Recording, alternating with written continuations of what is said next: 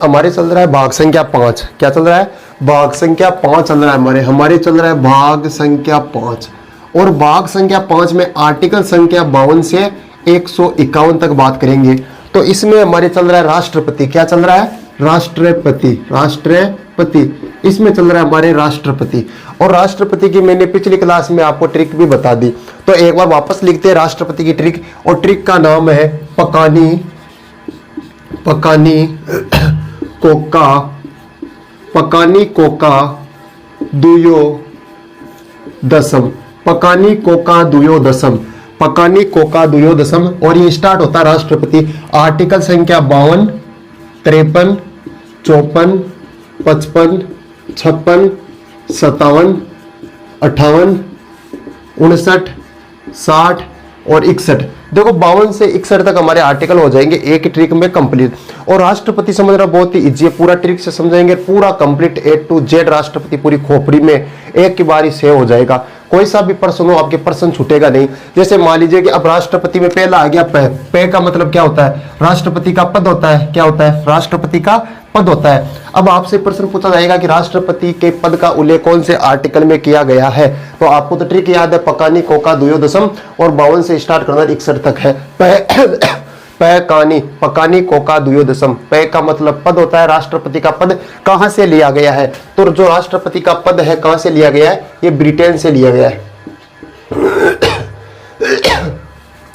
कहां से लिया गया है? ब्रिटेन से राष्ट्रपति का पद लिया गया है। आगे बात करें, अब आता है का का मतलब होता है कार्यपालिका का औपचारिक प्रदान होता है। कार्यपालिका,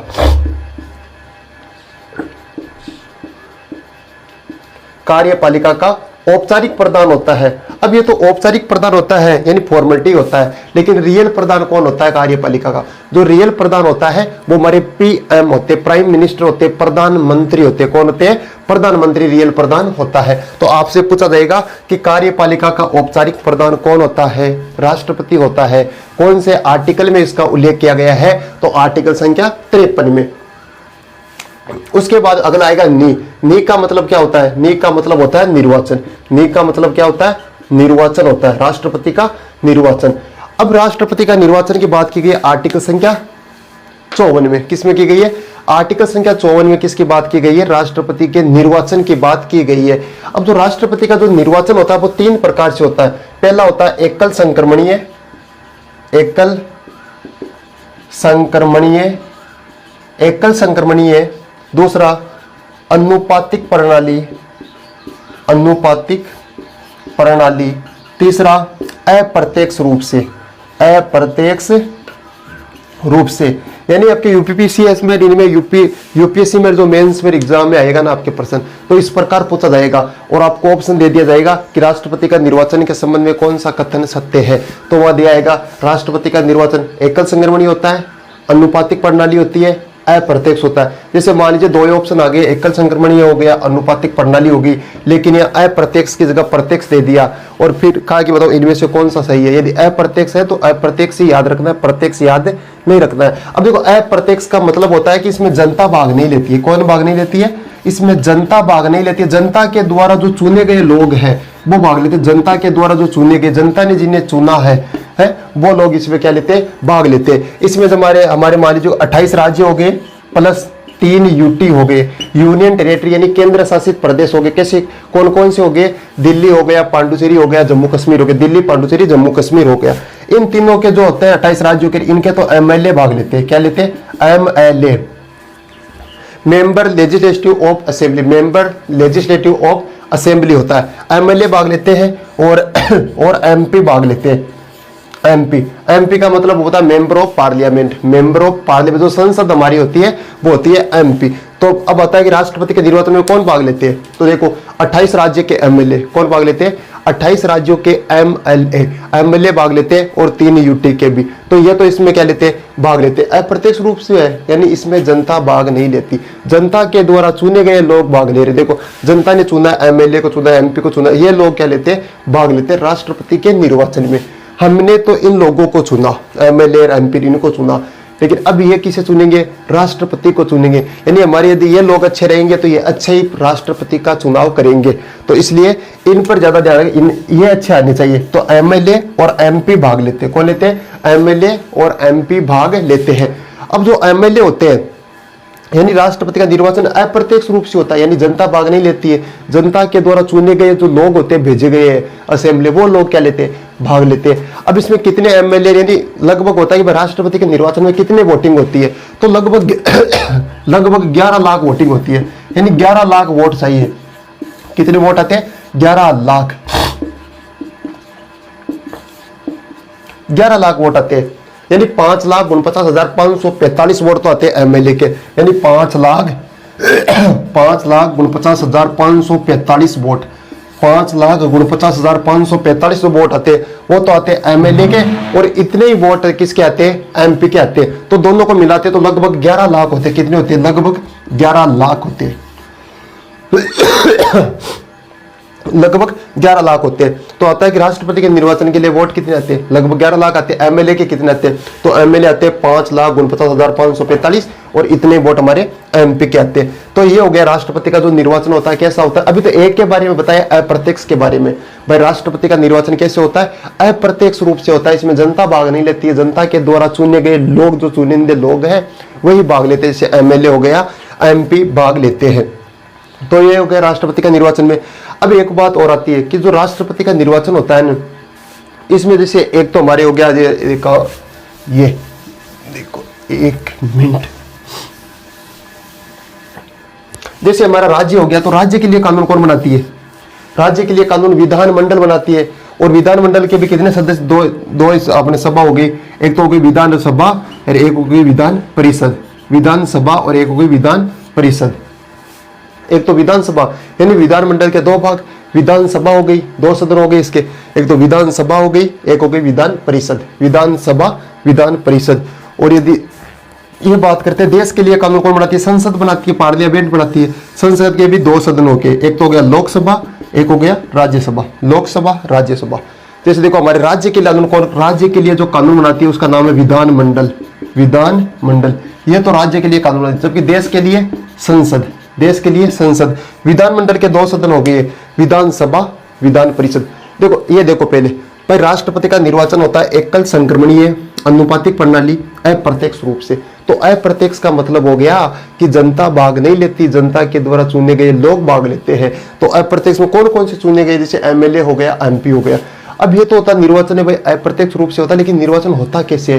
जैसे निर्वाचन में मेन आता है कि एक तो विधानमंडल, विधानमंडल होती है कि राज्यों के लिए जो कानून बनाती है वो होगी विधानमंडल, और देश के लिए जो हो गया वो हो गई संसद। तो ये तो हो गया राज्य के लिए, ये हो गया देश के लिए। अब देखो राज्यों के लिए 2 आगे, एक तो विधानसभा हो गई, एक विधान परिषद हो गई। जब राष्ट्रपति का निर्वाचन होता है ना, तो राष्ट्रपति के निर्वाचन में विधान परिषद भाग नहीं लेती है। आपसे यही प्रश्न पूछा जाएगा कि इनमें से कौन भाग लेता है और कौन भाग नहीं लेता है, और वहां ये ऑप्शन में दिया हुआ आएगा कि कौन सा भाग नहीं लेता है। तो इसमें होगा विधान परिषद, कि राष्ट्रपति के निर्वाचन में विधान परिषद भाग नहीं लेती है। राष्ट्रपति के निर्वाचन में विधान परिषद भाग नहीं लेती है, जबकि विधान सभा भाग लेती है। विधानसभा भाग लेती है, लेकिन विधान परिषद भाग नहीं लेती है। तो ये हो गया। अब आता है कि राष्ट्रपति के निर्वाचन में यदि संसद की बात करें, लोकसभा, राज्यसभा, इन 2 सदनों की बात करें, तो राज्यसभा के 12 मनोनीत सदस्य, राज्यसभा के 12 मनोनीत सदस्य, 12 मनोनीत सदस्य हो गए। जैसे कला में हो गया, विज्ञान में हो गया, कला विज्ञान, इनमें जो हो गए ना, इनमें जो निपुण लोग हैं वो क्या लेते, इनमें भाग नहीं लेते। 12 मनोनीत भाग नहीं लेते हैं। और लोकसभा के 2 एग्लो इंडियंस, 2 एग्लो इंडियंस भी भाग नहीं लेते। 2 एग्लो इंडियंस और 12 मनोनीत सदस्य भाग नहीं लेते। और विधान परिषद भी राष्ट्रपति के निर्वाचन में भाग नहीं लेती है। ठीक है, यानी राज्यों के लिए कानून विधानमंडल होगी, राज्यों के लिए, यानी राज्यों के लिए चलाता है, जो कानून बनाता है, देश चलाता है। तो राज्य में कौन आता है, विधानसभा, विधान परिषद, विधानसभा, विधान परिषद, विधानसभा, विधान परिषद, विधानसभा, विधान परिषद। तो परिषद भाग नहीं लेती है। राष्ट्रपति के निर्वाचन में कौन भाग नहीं लेती, विधान परिषद भाग नहीं लेती है। इधर 12 मनोनीत सदस्य भाग नहीं लेते, जो यानी राज्यसभा के 12 मनोनीत सदस्य जो विज्ञान कला से वो भाग नहीं लेते हैं। ठीक है, और इधर लोकसभा के 2 एग्लो इंडियंस भाग नहीं लेते हैं। ये तो हो गया अप्रत्यक्ष रूप। अभी तो एक के बारे में बताया भाई अप्रत्यक्ष में होता है कि ऐसे होता है। अब अप्रत्यक्ष के बाद में आगे आता है कि अनुपातिक प्रणाली क्या होती है। अनुपातिक, तो देखो अनुपातिक प्रणाली देखो राष्ट्रपति की,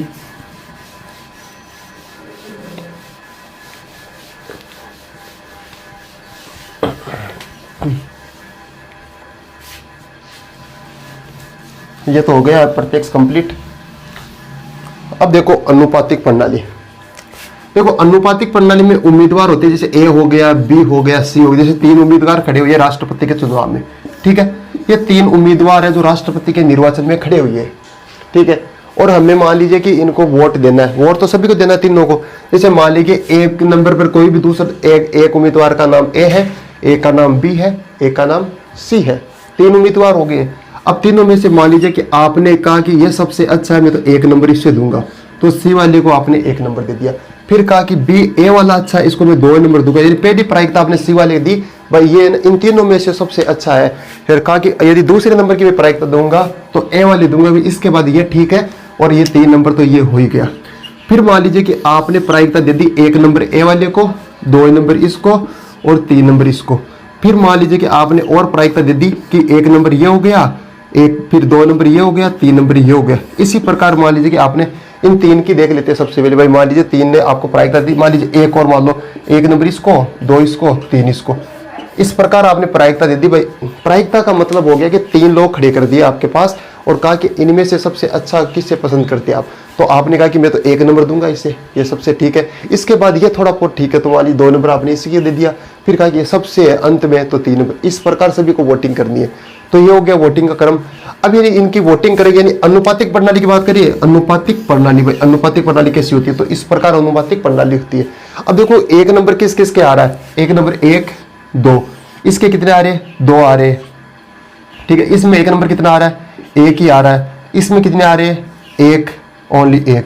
अब देखो सबसे ज्यादा 1 नंबर किसके आया है, सबसे ज्यादा तो इसके आया ए वाले के, तो ए वाला जीत गया, क्योंकि ये ए वाला जीत गया। यार ऐसा मान लीजिए कि इसके भी 2 आए, 1 2 बार आ गए, और मान लीजिए इसके भी 1 मान लीजिए 2 बार आ गए, दोनों के मान लीजिए 2 बार आ गए, 1 इसके भी समान आ गए। फिर दूसरा चरण होता है चुनाव का, निर्वाचन का दूसरा चरण होता है। दूसरा चरण में देखा जाता है कि 2 किसके आ रही है सबसे ज्यादा, तो 2 देखो इसके आ रहे हैं 1 2 बार आ गए, 2 इसमें 2 तो 1 बार ही है, तो फिर ये जीत जाता है। आया समझ में, ये होता है अनुपातिक प्रणाली, यानी सभी को मेरे को वोट देना, सभी को वोट देना, वो होती है अनुपातिक प्रणाली। एकल संक्रमणीय का मतलब हो गया कि जो भी हारा है उसके, जो जीतने वाले को जो वोटिंग की संख्या उसमें काउंट कर दी जाती है, उसको दे दी जाती है, जो भी जीता है उसे काउंट कर दी जाती है, वो होता है एकल संक्रमणीय। तो आपसे यही पूछा जाएगा कि राष्ट्रपति का निर्वाचन किस प्रकार होता है, तो राष्ट्रपति का निर्वाचन होता है एकल संक्रमणीय अनुपातिक प्रणाली अप्रत्यक्ष रूप से, एकल संक्रमणीय अनुपातिक प्रणाली अप्रत्यक्ष रूप से, एकल संक्रमणीय अनुपातिक प्रणाली अप्रत्यक्ष रूप से, एकल संक्रमणीय अनुपातिक प्रणाली अप्रत्यक्ष रूप से राष्ट्रपति का क्या होता है, निर्वाचन होता है। ये हो गया पूरा कंप्लीट। अब देखो ये निर्वाचन वाला तो हो गया हमारे कंप्लीट, ये हो गया राष्ट्रपति का निर्वाचन। अब आपसे यही पूछा जाएगा कि राष्ट्रपति के यानी छोटे एग्जाम आएंगे ना, छोटे इंडिया के जो भी छोटी छोटी वैकेंसी, उनमें यदि सीधा प्रश्न पूछा जाएगा तो राष्ट्रपति का निर्वाचन का उल्लेख कौन से आर्टिकल में किया गया, ये इतना ही प्रश्न आगे नहीं पूछा जाएगा। लेकिन यूपीएससी की आपकी बाहरी जो प्रतियोगी परीक्षा की यदि आप तैयारी कर रही हो तो उसमें पूरे विस्तार से पूछा जाएगा, मैंने पूरा विस्तार से भी आपको बता दिया। ये हो गया पैक कहानी। पैक का मतलब पद होता है, राष्ट्रपति का पद कहाँ से लिया गया, ब्रिटेन से लिया है। का मतलब कार्यपालिका का औपचारिक प्रधान होता है, रियल प्रधान तो पीएम होता है, प्रधानमंत्री होता है। नी का मतलब निर्वाचन होता है। अब आता है कोटा। कोटा कि राष्ट्रपति का जो कोटा है उसका उल्लेख कौन से आर्टिकल में किया गया है, तो कोटा का उल्लेख किया गया आर्टिकल संख्या 55 में। आर्टिकल 55 में किसकी बात की गई है, कोटा, राष्ट्रपति के कोटा की बात आर्टिकल संख्या 55 में। कोटा के बाद भी आता है कार्यकाल।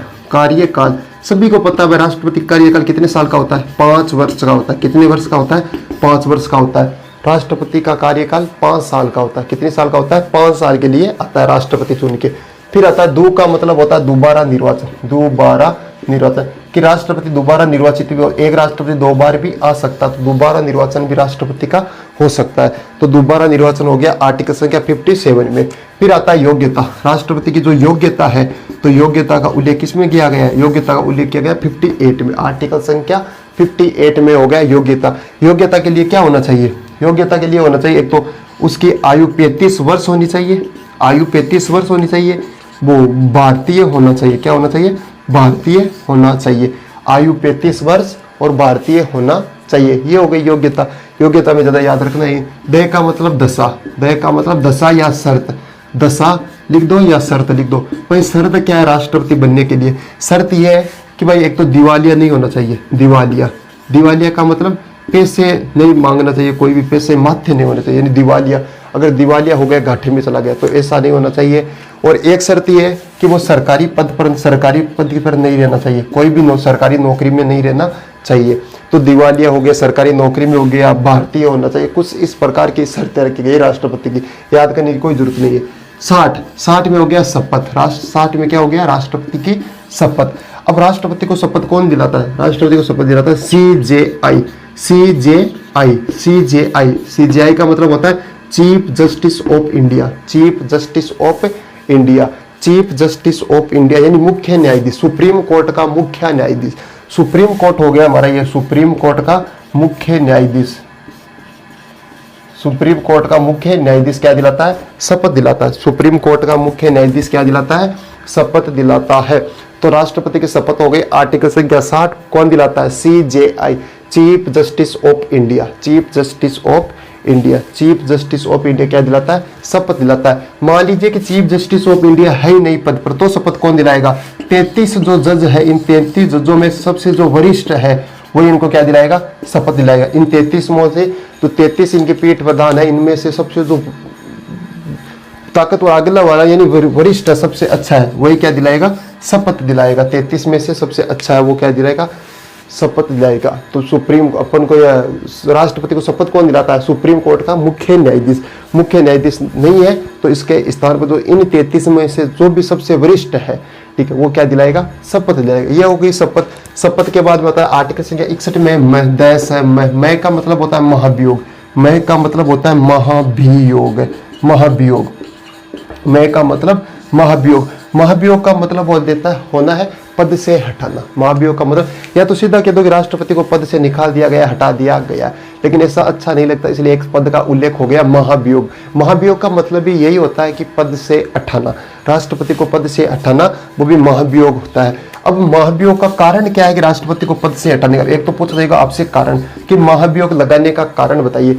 अब एक तो सीधा सीधा हो गया भाई, राष्ट्र में पद 52, कार्यपालिका औपचारिक होता है 53 में हो गया, निर्वाचन की बात 54 में हो गई, कोटा 55, कार्यकाल 56, दोबारा निर्वाचन 57, योग्यता 58, दशा यानी शर्त 59, शपथ 60, महाभियोग 61। ये तो हो गया नॉर्मल।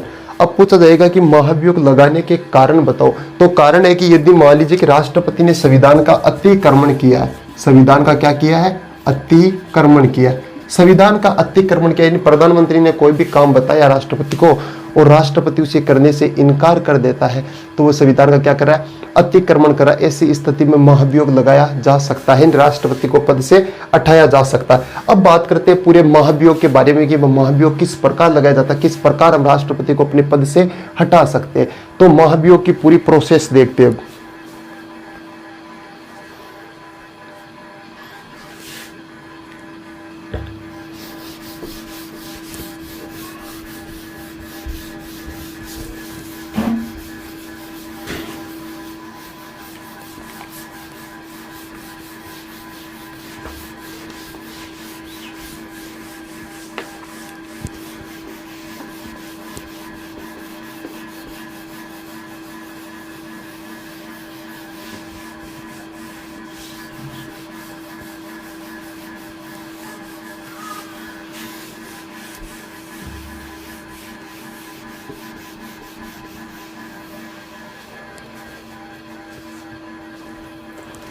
अब देखो राष्ट्रपति में महाभियोग, आर्टिकल संख्या 61, आर्टिकल संख्या 61 में महाभियोग, महाभियोग, राष्ट्रपति का महाभियोग, आर्टिकल संख्या 61 महाभियोग।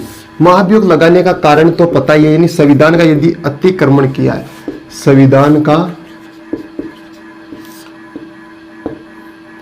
अतिक्रमण करने पर, अतिक्रमण करने पर यदि संविधान का अतिक्रमण किया तो ऐसी स्थिति में महाभियोग लगाया जा सकता है। अब देखो महाभियोग लगाने की शर्त है, शर्त क्या है कि किस प्रकार महाभियोग लगाया जाता है, यानी महाभियोग लगाया जाता है दो सदनों से, एक तो हो गया लोकसभा, एक हो गया राज्यसभा। लोकसभा और राज्यसभा इन दोनों से महाभियोग लगाया जा सकता है। तो महाभियोग की शर्त यही है कि महाभियोग को हम दोनों सदनों में से किसी भी एक सदन से प्रारंभ कर सकते हैं, यानी स्टार्ट कर सकते हैं। महाभियोग को कौन से सदन से प्रारंभ करते हैं? लोकसभा हो या राज्यसभा, दोनों में से किसी से भी प्रारंभ कर सकते हैं, यानी दोनों में से कोई से भी, किसी से भी प्रारंभ कर सकते हैं, यानी कोई सा भी, दोनों में से कोई सा भी सदन हो, लोकसभा हो चाहे राज्यसभा हो, दोनों में से आपका अच्छा जहां मन लगे उसी से आप क्या कर सकते हो? महाभियोग को प्रारंभ कर सकते हो। अब देखो महाभियोग को यदि आपको प्रारंभ करना है, यानी महाभियोग को क्या करना है? प्रारंभ करना है, तो प्रारंभ करने के लिए आपके पास 1/4 बहुमत होना जरूरी है।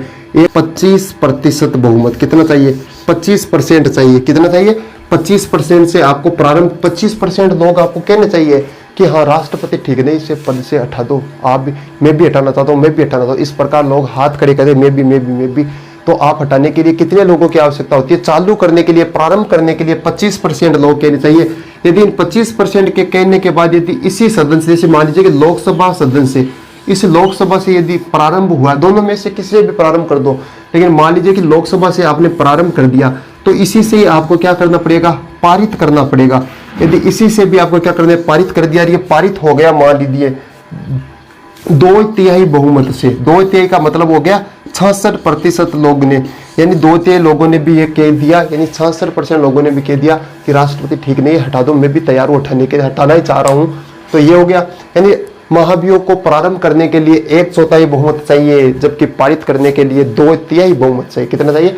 2/3 चाहिए। प्रारंभ करने के लिए 1/4, यानी महाभियोग को दोनों में से कोई से भी सदन से आप प्रारंभ कर सकते हैं। दोनों सदन में से कोई सा भी सदन हो, इन दोनों में से किसी से भी आप महाभियोग को प्रारंभ कर सकते हैं। प्रारंभ करने के बाद 2/3 बहुमत से इसे पारित करना पड़ता है।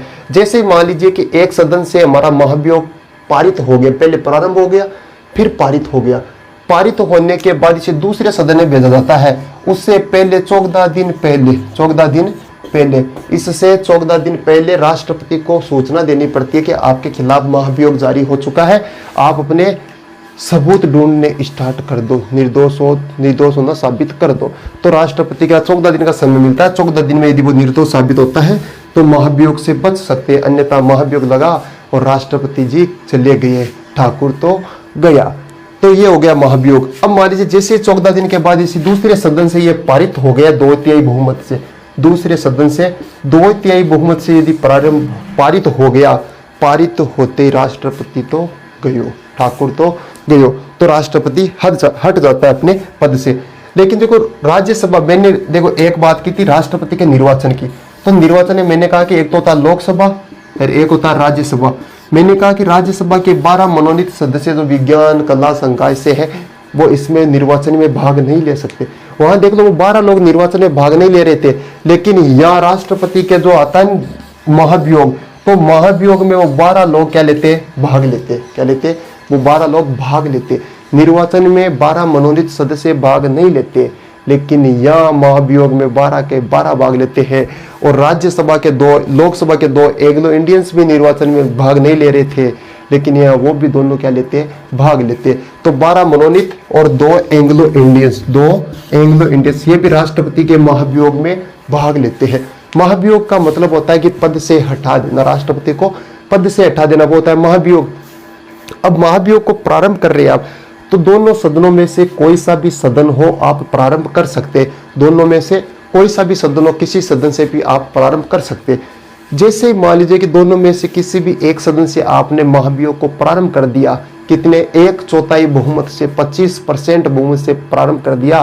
प्रारंभ करने के बाद उसी सदन से आपको पारित करना पड़ता है 2/3 बहुमत यानी 66% वोटों से। पारित करने के बाद उसे 14 दिन का समय दिया जाता है राष्ट्रपति को। फिर 14 दिन के बाद दूसरे सदन में जैसे ही पहुंचा, यदि दूसरे सदन से पारित हो गया तो राष्ट्रपति तो गया। तो ये होता है हमारा महाभियोग। देखो आर्टिकल संख्या 61 में कहा गया महाभियोग। अब देखो महाभियोग लग गया, मान लीजिए राष्ट्रपति पर महाभियोग लग गया, पद हो गया खाली, पद हो गया खाली। तो 61 के बाद में आर्टिकल संख्या आता है 62। आर्टिकल संख्या कौन सी आती है? 62 आता है। तो 62 को 61 कह रहा है कि महाभियोग लग गया, पद हो गया खाली। तो 62 में कह दिया पद रिक्त रहना, पद रिक्त रहना यानी पद खाली रहना। 62 कहता है पद रिक्त रहना, यार 62 क्या कह रहा है, पद रिक्त रहना, यार पद कैसा है, राष्ट्रपति का पद क्या है, खाली है।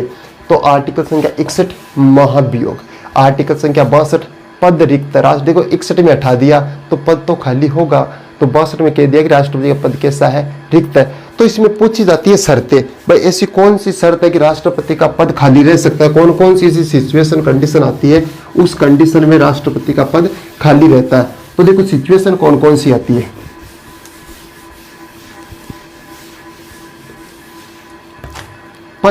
पद खाली कैसे रह सकता है, एक तो रहता है कि मान लीजिए कि महाभियोग लग गया, महाभियोग जैसे ही लगा राष्ट्रपति का पद खाली, पहली शर्त। दूसरी शर्त हो गया जैसे मान लीजिए 5 साल का कार्यकाल पूरा हो गया, तो कार्यकाल पूरा होने पर भी क्या है, पद खाली है। तीसरा हो गया कि यदि राष्ट्रपति ने त्याग पत्र दे दिया, हट गया पद से, तो ऐसी स्थिति में भी क्या रह सकती है, राष्ट्रपति का पद खाली रह सकता है। कार्यकाल मान लीजिए पूरा हो गया, फिर कार्यकाल हो भी गया पूरा, लेकिन दूसरा राष्ट्रपति का अभी तक निर्वाचन नहीं हुआ, दूसरा राष्ट्रपति नहीं आया अभी तक, तो यही राष्ट्रपति जो पिछला राष्ट्रपति है ये कार्यकाल में रह सकता है, आगे इसी कार्यकाल को सुचारू रख सकता है जब तक नया कोई राष्ट्रपति नहीं आता है।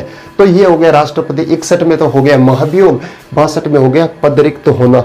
अब आगे आएगी हेडिंग आपके पास राष्ट्रपति की शक्तियां। राष्ट्रपति की क्या आएगी, राष्ट्रपति की शक्तियां, राष्ट्रपति की शक्तियां। शक्तियों के बारे में बात करेंगे अब अगली क्लास में, ये पढ़ेंगे राष्ट्रपतियों की शक्तियां। कार्यकारी शक्ति होती है, विधायी शक्ति होती है, वित्तीय शक्ति होती है, सैन्य शक्ति होती है, वीटो पावर होती है, ये अनेक शक्तियां हैं। राष्ट्रपति न्यायिक शक्तियां होती है, इन शक्तियों के बारे में पूरे विस्तार से हम अगली क्लास में बात करेंगे। तो ये हो गया हमारा राष्ट्रपति। अब राष्ट्रपति ज्यादा नहीं बचा, थोड़ा ही बचा है। एक ही ट्रिक याद रखना, पकानी कोका दुयो दसम, पकानी कोका दुयो दसम, पकानी कोका दुयो दसम, पकानी कोका दुयो दसम। अब 1-2 प्रश्न पूछ लेता हूं तब तक मैं, भाई राष्ट्रपति इतना पढ़ा ही दिया तो 1-2 प्रश्न तो बनता है। तो प्रश्न देखते हैं।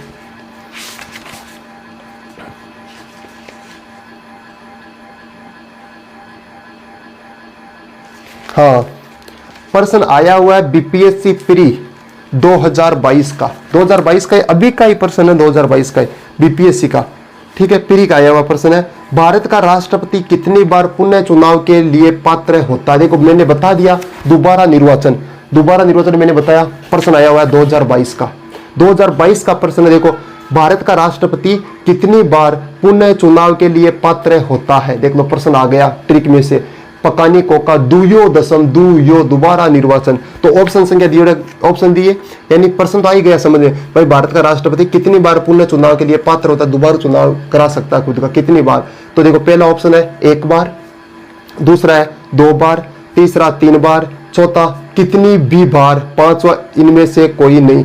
अब इसका ऑप्शन आपको देना पड़ेगा, आंसर देना है, कमेंट बॉक्स में आता है कि नहीं आता, अभी ट्रिक से बताया ये। तो अगला प्रश्न है,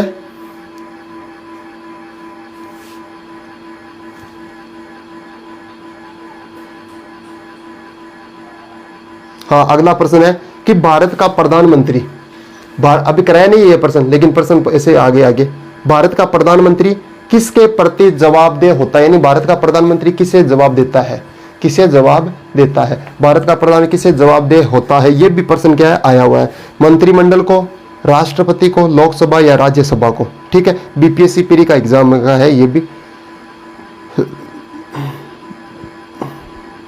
अगला प्रश्न अच्छा है, अगला प्रश्न है, यदि राष्ट्रपति एवं उपराष्ट्रपति का पद खाली हो, राष्ट्रपति का भी मान लीजिए राष्ट्रपति का पद खाली है तो उसके स्थान पर उपराष्ट्रपति आ जाएगा, लेकिन मान लीजिए कि दोनों का पद ही क्या हो, खाली हो, दोनों का पद खाली होने पर ऐसी स्थिति में राष्ट्रपति के पद पर कौन आएगा? दोनों का पद खाली होने पर कौन आएगा? ऑप्शन है प्रधानमंत्री, भारत का मुख्य न्यायाधीश CJI, भारत का मुख्य न्यायाधीश, सी लोकसभा अध्यक्ष, चौथा इनमें से कोई नहीं। ये भी क्या देना, कमेंट बॉक्स में देना है।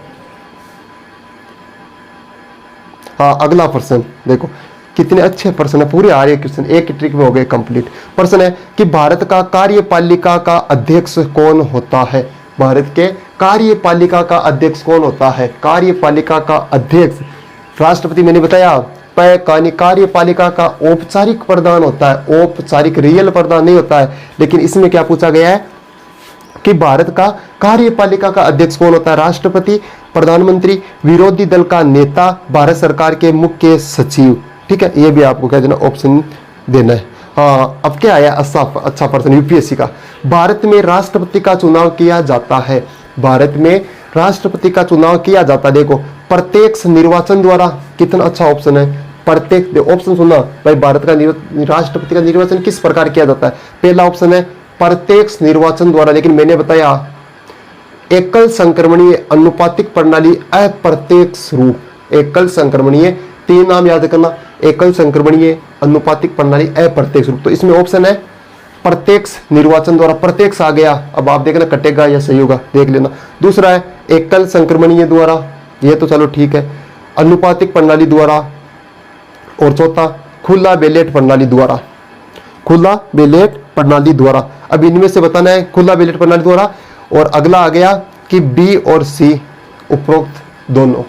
बी और सी उपरोक्त दोनों। अगला है बी और सी, कौन सा देख लेना।